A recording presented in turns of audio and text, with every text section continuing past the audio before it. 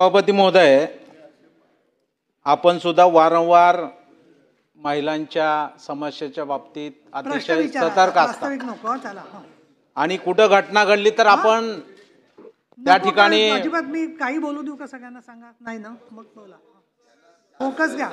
सभापती महोदया, माझा वेगळा या ठिकाणी प्रश्न आहे की आदरणीय दादा, आपल्याकडून खूप मोठ्या अपेक्षा आपण मंत्री शिक्षण मंत्रीपद घेतल्यानंतर आमच्या आहेत. सभापती महोदय, आम्ही हे वारंवार सगळे मिळून एवढं पोटतिडकीनं का बोलतोय? कारण ही अनुदानित शाळेचा विषय आहे, मराठी अनुदानित शाळेचा, हा विनाअनुदानित शाळेचा विषय नाही, इंग्रजी शाळेचा नाही. या शाळेमध्ये फक्त आपण शिक्षकांसाठी वेतन पगाराला पैसे देतो, बाकी कशालाही पैसे आपण देत नाही. आणि तुम्ही सांगताय तिथं सीसीटीव्ही कॅमेरे बसवा. 10 खोल्याच्या वर्ग खोल्याच्या शाळेमध्ये सीसीटीव्ही बसवायचे असेल तर किमान 4 लाख रुपये खर्च येतो, हे आपल्याला पण माहित आहे. सभापती महोदय, स्वच्छता गृह बांधायचंय. आता डावकरी मित्रांनी सांगितलं आमच्या ग्रामपंचायत करावं, कोणी करत नाही, ती शाळेलाच करावं लागतंय. त्याच्यासाठी किती खर्च होतो हे आपल्याला माहित आहे. मग याला कुठलंही अनुदान आपण देत नाही सभापती महोदया. मग आता तिथं शिपाई आम्ही का मागतोय? हे वेतन श्रेणीत वेगळं काही मागत नाही. ही पदं पायाभूत आहेत, वर्षानुवर्ष ही पदाला वेतन सरकार देत आहे, पायाभूत पद आहेत. नवीन तुम्हाला काही करायचं नाही, ऑलरेडी बजेटरी प्रोव्हिजन असलेली पद आहेत. आम्ही नवीन मागत नाहीत. उलट त्याच्यामध्ये कपात केली, आपण 4 वरची 2 वर आणलेली आहेत. ती पदं वेतन श्रेणीत भरा. का वेतन श्रेणीत भरा म्हणतोय?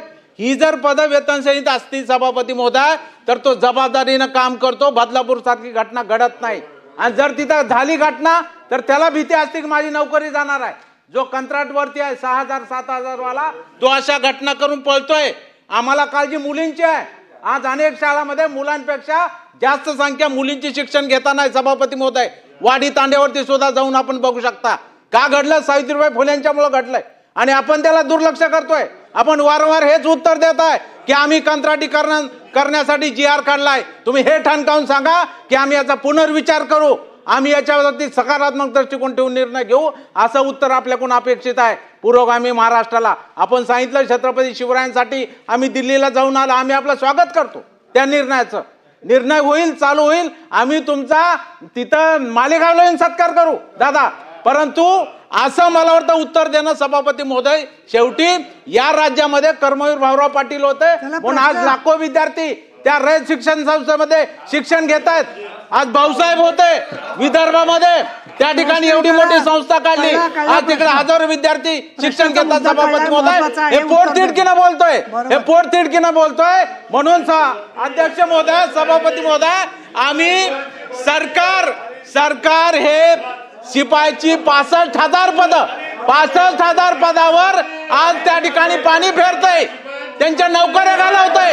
याचा खेद व्यक्त करून आम्ही त्या ठिकाणी सभात्याग करतोय. अरे उत्तर काळे साहेब, ओ काळे साहेब, अरे उत्तर नाही ऐकायचं, उत्तर नाही ऐकायचं. ठीक आहे, आता तुम्ही बैठक घ्यायचं जाहीर केलेलं आहे. नाही, सन्माननीय शिक्षण मंत्र्यांनी बैठक घ्यायचं जाहीर केलेलं आहे, पण तरी अरुण लाड आणि आडबाले दोघं जण उभे आहेत. तुम्ही नक्की ठरवा काय करायचं ते, आणि दराडे खाली बसा तुम्ही. आणि त्याच्या लाड साहेब, तुमचा प्रश्न आहे का? काय बोलताय तुम्ही? मला कळत नाहीये काय बोलताय ते. हां.